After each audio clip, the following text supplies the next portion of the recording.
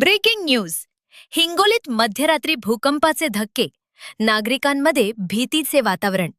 नमस्कार, आपण पाहत आहात बीएमसी मराठी.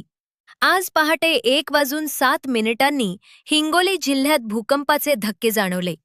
अचानक झालेल्या या हादऱ्यामुळे अनेक नागरिक झोपेतून जागे झाले.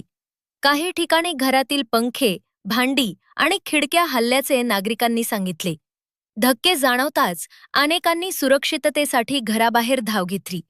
प्राथमिक माहितीनुसार या भूकंपाची तीव्रता 4.6 रिश्टर स्केल इतकी नोंदवण्यात आली असून भूकंपाचे केंद्र हिंगोली परिसरात असल्याची माहिती समोर आलीये.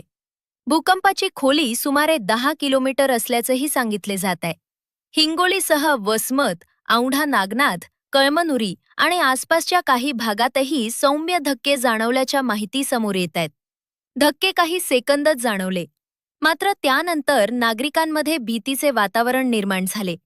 भूकंपानंतर जिल्हा प्रशासन, महसूल विभाग आणि आपत्ती व्यवस्थापन यंत्रणा सतर्क झाल्या आहेत.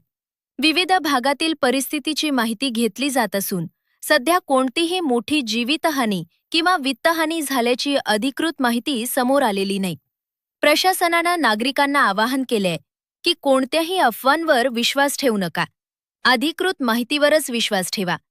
आफ्टरशॉक जाणवल्यास घाबरून न जाता मोकळ्या जागेत जा आणि सुरक्षिततेचे नियम पाळा.